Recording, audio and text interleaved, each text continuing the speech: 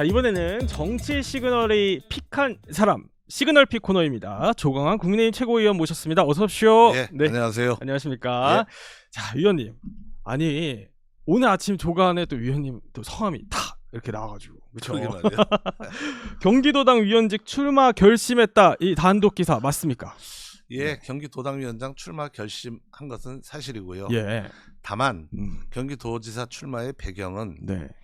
지난 그 지방선거 과정에서 경기도당 위원장 경기도당위원장의 그 전횡이 너무 심했다라는 게 원외 당협위원장들의 평가예요. 상당수 많은 원외위원장들이 네네.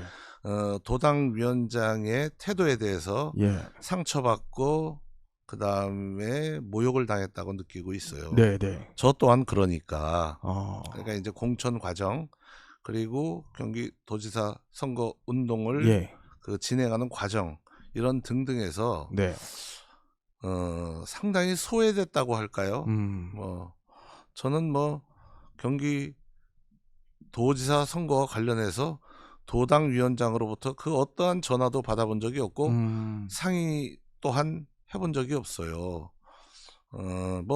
오라고 그러니까 행사에 가기는 했죠. 네. 가서 덕담을 하고 축사도 하고는 했지만 1년의 과정 속에서 원외위원장들의 상처가 굉장히 컸죠. 굉장히 커서 이제 원외위원장들이 저에게 요청을 좀 했고 그러셨군요. 그리고 예. 또 저 또한 출마 결심을 한 것은 도당위원장이 네. 상당히 문제 있었다고 생각하는데 예. 연임을 한다는 또 그 뒷얘기가 들려서 사실이 아닌 걸로 알려는 졌지만 네.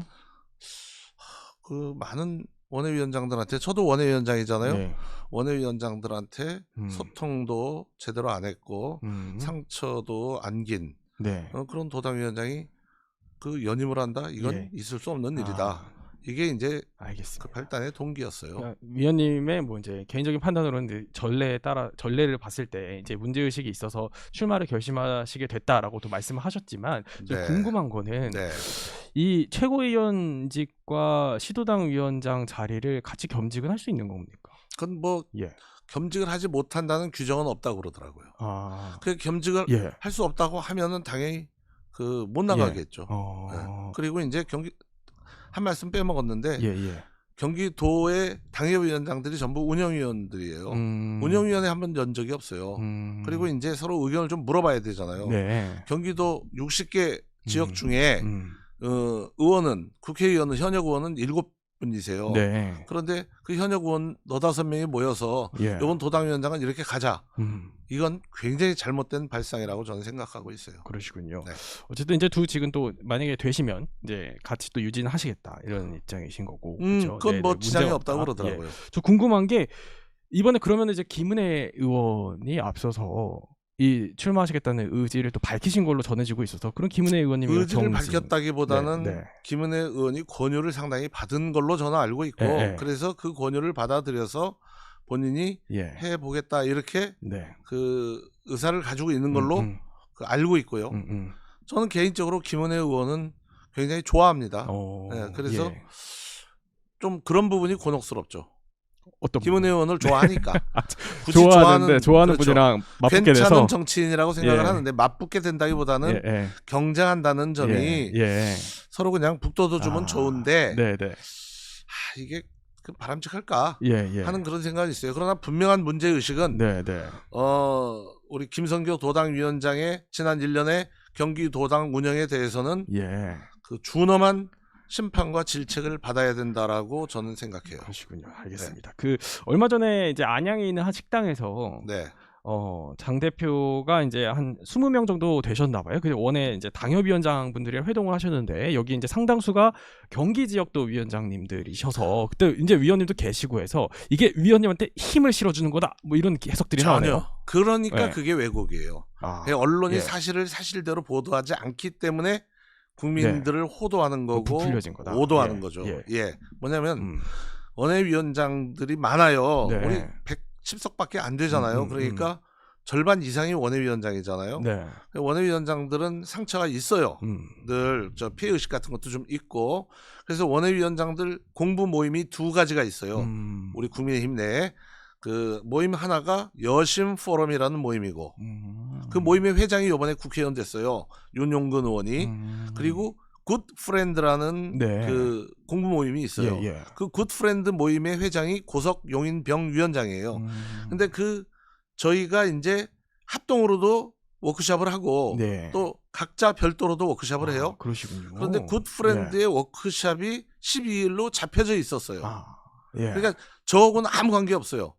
예. 그래서 이제 네. 지방선거에서 받았던 여러 느낌들을 네. 공유해보자라고 한 모임이었고, 예. 그 마침 우리 저 장동혁 대표님께서 시간이 되신다고 하셔가지고 예. 참석을 하신 거고, 저는 회원이니까 당연히 참석을 한 거고, 네. 저 경기도 위원장이에요. 예. 그리고 남양주에서 시장을 거쳤잖아요. 네, 네. 그러니까 뭐 저야 원외위원장들의 예. 서로 그 어려움과 아픔을 아니까 공감대가 있으니까 네. 저는 당연히 원외위원장들하고의 동고동락을 더 하는 것이죠. 그런데 거기 아마 계셨던 분들 중에 제가 경기도지사 출마를 그 도지사가 아니죠. 네, 경기도당위원장 네. 예. 이렇게 그 경선에 뛰어들겠다는 마음을 먹은 걸 아는 사람들 거의 없었을 거예요. 당시에는 얘기하지 않았어요. 다만 이제 저하고 가까운 몇몇 후배들이 형님이 한번 우리들 그 좀 바램도 있고 하니까 그래도 형님 정도가 나가시면은 좋을 것 같다라는 그 권유와 그다음에 제가 그러셨군요. 이 경기도당 운영에 관련된 그 잘못된 점에 대한 문제 의식을 가지고 있으니까 그리고 조직이란 건 이렇게 운영하면 안 된다. 예. 그리고 공동체잖아요. 네. 동지들이고 그 원외위원장이라고 그래서 철저하게 소외되고 이런 저기 못된 관행은 사라져야 된다고 봅니다. 아무래도 이제 위원님이 뭐 장 대표의 최측근으로 또 분류되시다 보니까 이런 해석들이 나오는 것 같습니다. 예. 뭐 예. 그러니까 엉뚱한 해석이죠. 그러니까 해석도 그 어느 정도 설득력 있고 이제 그 사실에 부합하는 그 이제 해석을 해야지. 그렇게 동떨어진 해석을 하게 되면 그것이 국민들이 언론에 대해서 갖는 불신 그리고 신뢰가 무너지는 그런 다 하나하나의 요소들이라고 저는 생각합니다. 다만 이번에 이제 출마 결심하셨기 때문에 또 이게 이제 알려졌기 때문에 이번에 이 선거 결과가 장 대표의 당에 대한 장악력을 보여줄 수 있는 시험대가 될 수 있다. 여기는 동의하십니까? 동의하지 않습니다. 아, 그래요? 이건 또 왜 동의하지 않으세요? 그건 장동혁 대표님의 그 이를테면 그렇게 왜곡시킬 수는 있으나 지금 제가 경기도당위원장으로 가려고 별개다 한 것은 우리 그 53개 그 원외위원장들이 가졌던 소외감과 아픔을 바로잡기 대변하기 때문에 그러나 원외위원장들이라 하더라도 생각이 다 같지가 않잖아요. 정치적 이해관계와 이해득실을 따지잖아요.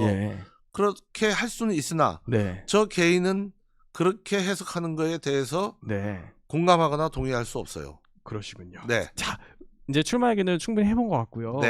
위원님 그 주말 새 이제 안철수 의원이 기자회견을 또 했었어요, 그렇죠? 그래서 이제 한동훈 의원을 향해서 우리 당의 얼씬도 말라 이런 취지로 기자회견을 했는데 그 회견문을 SNS에 공유하셨다고 들었습니다.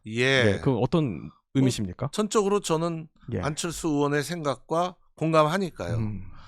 그냥 딱 단적으로 표현하면 한동훈이라는 사람은 뭐 그 친한 쪽 뭐 패널들이나 친한 쪽 의원들은 뭐 막 그냥 거의 뭐 그 약간 뭐 그 어마어마하게 그냥 흥분을 하시면서 말씀들을 하시는데 그분이 정치라는 건 통합이고 포용이거든요.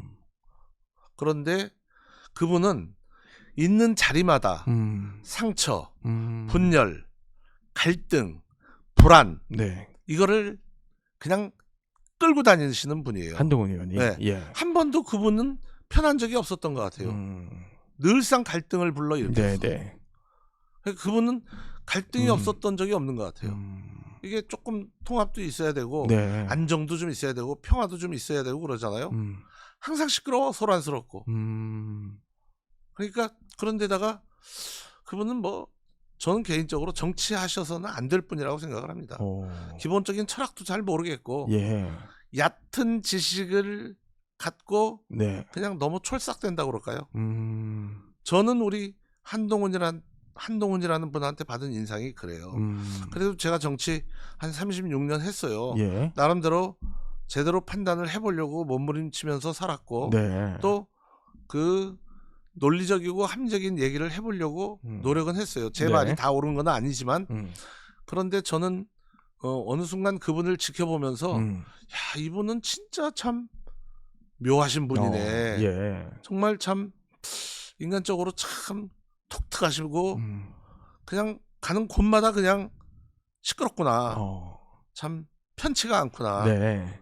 불편하구나. 예. 그냥 딱 그렇게 느껴져요. 이제 또 세게 비판을 하시는데 여기에 이제 안철수 의원이 창당할 거면 그거는 응원한다 또 이렇게 말씀을 하셨고 그 다음 날에도 이제 조갑재 대표가 창당 얘기가 나와서 이제 앞서서는 이게 복당이 안 됐을 때를 전제로 했다라고 또 바로 잡긴 했습니다만 한 패널이. 근데 어쨌든 뭐 이런 창당설이 계속 나오는 상황에 대해서 우리 위원님은 여기에 대해서는 어떤 생각이 있으실까요? 많은 분들이 한동훈 그러면 막 지긋지긋해해요. 특히 우리 당원들의 네. 70% 이상은 예. 그 한동훈에 대해서 갖는 거부감이 있다고 봐요. 의원님이 체감하시기에는. 그럼요. 예. 제가 체감하기에는. 네. 그러니까 그렇게 정치 계속 하고 싶고 그렇게 뭐 하고 싶으면 그냥 본인이 독자적으로 살림 꾸려서 네. 한번 잘해보시라. 이거를 절절하게 권해드리고 싶어요. 저도. 창당을. 그러니까, 예. 안철수 의원하고 전 생각 같아요. 그리고 저는 안철수 의원이 예. 사실은 비정치적 정치인이기 때문에 네. 이런저런 그 고초도 많이 겪으셨고 처음에 데뷔하실 때는 네. 각광도 받으셨다고 생각하거든요. 그런데 그분은 자기 나름의 그 어떤 상식적이고 그 올바른 판단을 하기 위해서 끊임없이 노력하셨고 상식의 궤를 벗어나지 않으셨던 분이에요. 네. 개인적으로 되게 좋아합니다. 저는 대화도 참 자주 하고 욕을 내는 못 뺐지만 네. 그래서 안철수 의원께서 그 정도 얘기하실 정도면은 진짜 안철수 의원이 그 한동훈이라는 사람에 대해서 갖는 문제 의식이 참으로 참 심각하고 네. 그 도저히 참다 못해서 정확한 그 판단과 그 입장을 내주셨구나 이렇게 생각을 합니다. 징계 얘기도 안 여쭤볼 수가 없습니다, 위원님. 예. 어쨌든 이제 징계 절차가 가동이 되면 이제 이게 더 상황이 이제 어떻게 보면 고조가 되면 이게 사실은 장동혁 대표에게는 역풍으로 작용할 수도 있다 이런 분석들이 나오잖아요. 글쎄 뭐 우리 장동혁 대표님 뭐 역풍 안 받아보신 적이 있나요? 당원들로부터는 늘 순풍을 받으셨는데 네. 그 정치적으로 그 정직하지 못하신 분들 또 정치적 탐욕이 있으신 분들 정치적으로 불순하신 분들한테는 늘 역풍이었던 것 같아요. 그러니까 역풍이냐 순풍이냐의 문제는 아닌 것 같고 다만 그 당원 당규가 현격하게 당원 당규를 위반했다거나 그 다음에 여러 가지 면에서 윤리위가 판단해가지고 당의 기강 확립 차원에서 당헌 당규의 기준을 어디로 둘 것이냐에 따라서 저는 적절한 수준의 징계가 필요하다고는 봅니다. 저도. 그런데 그 징계가 이 상식과 원칙에 어긋나 가지고 그것이 이제 또 다른 그 잡음을 낳는 부분에 대해서는 저는 안 했으면 좋겠다는 희망이 있는 거고. 그건 윤리위가 전적으로 판단해요. 국민적 상식에 맞는 징계가 필요하다. 국민적 상식보다는 당원들의 상식이라고 봐야겠죠. 우리 당은 국민의 힘이지만 전 국민이 다 지지하는 정당은 아니잖아요. 우리 당을 구성하고 있는 당원들의 바램과 염원이 있는 거잖아요. 당원들이 중심이 되는 거예요. 민주당은 민주당을 사랑하시는 분들이 중심이 돼가지고 당을 지탱하고 판단하고 결정하고 가고 있잖아요. 우리 당도 그래야 된다고 생각하는 것이죠. 그러면 아까 잠깐 현격하게 당원 당규를 위배한 사례에 대한 징계는 필요하다라고 하셔서 현격한 사례가 있나요? 그 기준 윤리위에서 잡겠죠. 그런데 예를 들면 수위를 어느 정도로 보느냐에 따라 다르겠지만 우리 당 후보가 있는데 네. 무소속 후보를 지원한 거는 공과 사를 구분하지 못하는 철딱선이 없는 행동이었다고 봐야죠. 이를테면 아시다시피 전 민주당 출신이에요. 네. 대구시장으로 출마하셨던 김부겸 전 총리는 저하고 30년 이상을 동고동락을 같이 한 너무너무 좋아하고 사랑하는 사이입니다. 그러면 제가 정말 너무 가까운 사이고 네. 친구 사이고 그래서 가가지고 제가 대구 가서 네. 거기서 차 마시고 잘 됐으면 좋겠다고 이러는 게 맞나요? 저는 그거는 공과 사를 구분하지 못하는 예. 철딱선이 없는 행동이라고 생각합니다. 그런데 그 철딱선이 없는 행동이 네. 당원 당규를 상당 수준 위반한 것이냐에 대한 판단은 윤리위원회가 해야겠죠. 네. 그건 제가 판단할 문제는 아니라고 봐요. 알겠습니다. 네. 위원님, 그 대표 장동혁 대표의 최측근이시다 보니 안 여쭤볼 수 없습니다. 측근이라고 자꾸 예. 규정을 불편하신가요? 해주셔서 아니요. 네. 아니, 감사하죠. 감사한데 예. 저는 뭐 장동혁 대표님이 한국 정치 발전과 네. 정치 개혁에 그 새로운 이정표를 세우시고 있다고 생각을 하니까 많은 분들이 그렇게 불러주시는 거에 대해서 감사합니다.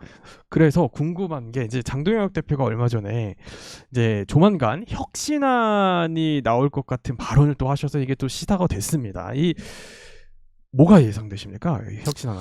장동혁 대표님은 기성 정치와 기존 정치의 이 패턴이랄까 이런 거에 대해서 국민을 위해서 이건 변화시켜야 되고 발전시켜야 된다라는 생각은 가지고 계세요.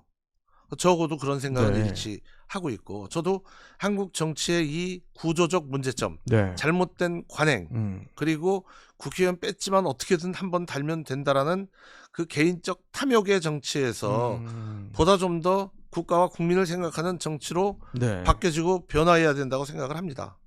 그리고 그런 제 여러 그 염원을 시간 나고 틈날 때마다 말씀은 드렸어요. 그런데 그 여러 대목 중에서 구체적으로 어떤 부분이 장동혁 대표님께 문제의식을 불러일으켰고 그 문제의식을 해결하기 위해서 이 어떤 방안을 가지고 계신지에 대해서는 저는 구체적으로 이렇게 듣지는 못했어요. 그리고 미루어 짐작해서 판단한다는 것은 바람직하지 않고 다만 분명한 것은 저는 36년 정치를 하면서 이 한국 정치의 잘못된 못된 관행들 그리고 정치인으로서의 수준 이하 자질 부족 함량 미달 정치인들에 대해서는 이제는 제도도 바꿔줘야 되고 국민들 유권자들께서 준엄한 판단을 좀 내려주셨으면 합니다. 어느 당의 승리가 문제가 아니라 국가의 경쟁력 그리고 국민들의 삶의 가치를 높이기 위해서 우리 한국의 정치 제도와 정치인들의 수준 그리고 능력, 자질이 좀 바뀌어졌으면 하는 간절한 소망은 있습니다. 위원님, 그 장 대표 임기 내년 8월까지잖아요. 내년 8월까지 갑니까? 제가 말씀드렸잖아요. 우리 당이 10년 사이에 당의 간판이 28번 바뀌었어요. 말도 안 되는 거죠. 그리고 당원 당규상 당대표의 임기가 2년인데 그 2년 임기를 채운 분이 한 분도 없어요. 그러니까 당원들이 선출한 당대표가 6분이 계셨는데 그 6분 중에 임기 2년을 채우신 분이 한 분도 안 계세요. 그럼 그만큼 한국 정치가 불안정하다는 거죠. 그리고 또 한 가지 덧붙이고 싶은 것은 당내를 구성하고 있는 특히 의원들입니다. 국회의원들. 국회의원들이 너무 국회의원들은 국민과 유권자들을 위해서 그 정책을 논하고 입법을 갖다 하는데 너무 당내 분란에만 집중해요. 그러니까 국회의원의 시간의 대부분을 그 당내 분란을 일으키는데 소요하고 있어요. 그분들이 입법적으로 정책적으로 뭘 했는지를 잘 몰라요. 그런데 그분들이 당내 소란을 일으켰다는 것은 맞는 것 같아요. 늘 그 분란을 일으켰으니까. 그렇기 때문에 장동혁 대표께서 가지고 계신 그 소신은 제가 그건 느끼는 겁니다. 임기 2년의 당대표를 당원들을 위해서라도 꼭 채워야 된다. 이런 생각을 갖고 계신 거라고 저는 느끼고 있어요. 근데 내년 그러니까 올해 아니라 내년 2월쯤에 사퇴할 수 있다라는 설들도 나와서 내년 2월도 안 되는 거예요? 그건 뭐 여러 가지 사람들의 그냥 다양한 뭐 생각과 의견이겠죠. 뭐 당이란 데가 원래 말이 되는 얘기보다는 말이 안 되는 얘기를 하는 사람들이 좀 더 많고 그들의 목소리가 좀 더 그 스피커를 통해서 확산되는 경향이 있죠. 그러나 저는 그 장동혁 대표를 그 선출해 주시고 지금 장동혁 대표를 지켜주고 계신 당원들의 바람은 우리 당도 당대표 2년 임기를 채우는 첫 번째 당대표가 나와 주셨으면 하는 그런 당원들의 바람이 있다라는 게 제 판단입니다. 그러니까 위원님 생각은 그러니까 이 이야기가 나오는 이유는 내년 2월에 이제 사퇴를 하게 되면은 사퇴를 하고 이제 재출마를 또 해서 좀 이제 이런 시나리오들이 나오는데 이것도 안 되고 그쵸? 그건 뭐 저기 내년 8월까지 이런저런 사람들의 뭐 그냥 바람일 수도 있고 뭐 약간의 상상 내지는 희망일 수도 있는 거고 저는 개인적으로 이제 정치라는 거는 정무적으로 여러 판단이 있겠죠. 그러나 저는 개인적으로 우리 장동혁 대표님께서 2년 임기를 채우시는 그 10년 내에 최초의 당 대표가 되시는 것이 우리 당원들한테 주는 안정감과 책임감이라고 저는 판단합니다. 그런 또 의견을 전달하고 계시고도 그렇습니다. 하나만 더 여쭤보면은 국민의힘 지지율이요. 이게 사실 얼마 전에 이제 발표된 한 여론조사에서 직전 조사와 이제 비교를 해보니까 특히 PK 지역에서 일주일 한 20% 포인트 넘게 빠졌다라고 하는데 이 PK의 민심 상당히 중요하잖아요. 어떻게 좀 보셨어요? 전국적으로 다 중요해요. 그렇죠. 어디가 중요하고 어디가 안 중요하고는 없는데 다만 PK의 특성이 그렇게 나온 거에 대해서는 뭐 제가 그 전문가가 아니기 때문에 분석할 수는 없습니다만은 그냥 이렇게 저는 그 생각을 해보죠. 우리 한동훈이라는 사람이 도드라져 가지고 그냥 좌충우동을 시끄럽게 하면 우리 당이 좀 지지율이 빠지고 우리 그분이 아까 제가 얘기했잖아요. 늘 소란스러워요. 그분은 그냥 불안정해 죽겠어요. 그러니까 그분이 이제 약간 뭐 방송용으로 적절치 않지만 설치고 돌아다니시면 그분과 그분 주변 사람들이 설치고 돌아다니시면은 당 지지율이 빠지고 뭐 그러더라고요. 무소속 의원이신데 아니 근데 그분이 마치 우리 당에 큰 연관이 있는 것처럼 뭐 또 과거에는 있었잖아요. 그런데 그때 대표께서 명확하게 정리하셨잖아요. 범죄 행위로 범죄 행위에 의혹이 있어서 제명되신 분이잖아요. 우리 당과 연관이 없어요. 그런데 굳이 자꾸 연관을 맺어주려고 몸부림치는 사람들이 있잖아요. 그러니까 위원님 생각은 이 PK 지지율이 빠진 게 한동훈 의원 때문이다 이렇게 보시는 거예요? 영향을 받지 않나. 왜냐면 부산 쪽 의원이잖아요. 무소속에. 그러니까 그 영향이 좀 있지 않나 이런 생각을 하는 거죠. 그러시군요. 이제 매 눈으로 그러니까 예리한 눈이죠. 그리고 이런저런 세상 물정과 정책 판단을 명료하게 하시는 분들의 눈으로 보면 한동훈 그분은 아니에요. 그리고 또 우리 당 대다수도 한동훈을 원하지 않습니다.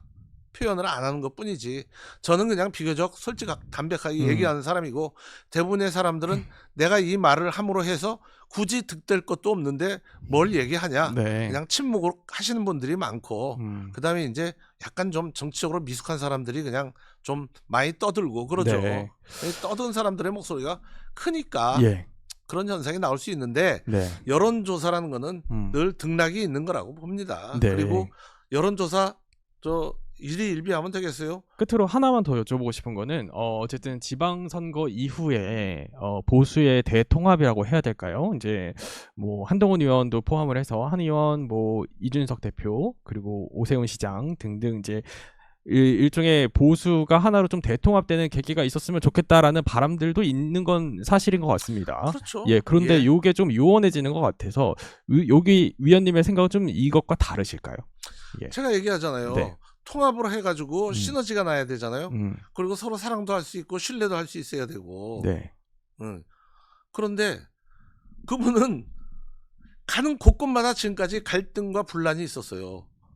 검찰에 있을 때도 그렇고 법무장관 시절도 그렇고 그다음에 비대위원장 할 때도 그렇고 당대표를 할 때도 그렇고 그리고 그분이 거쳐갔던 조직은 늘 망했어요.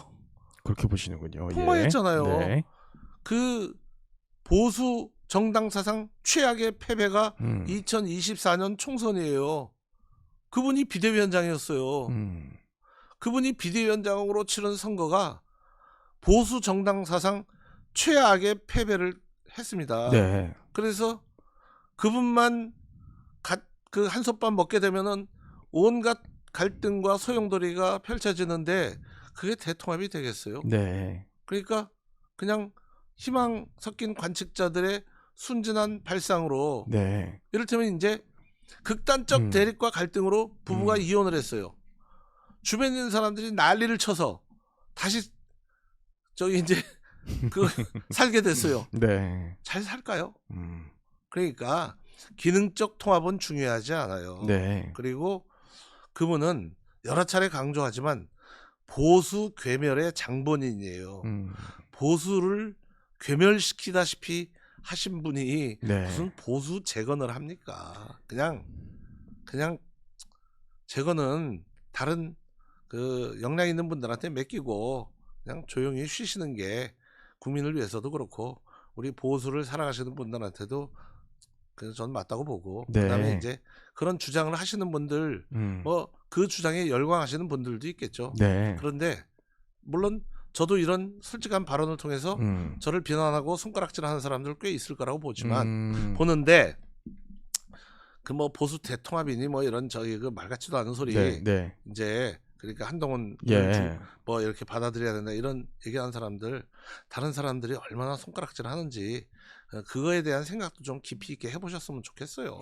네, 예. 알겠습니다. 여기까지 듣도록 하겠습니다. 네. 종환 국민의힘 최고위원과 함께했습니다. 위원님 고맙습니다. 네, 감사합니다. 감사합니다. 네.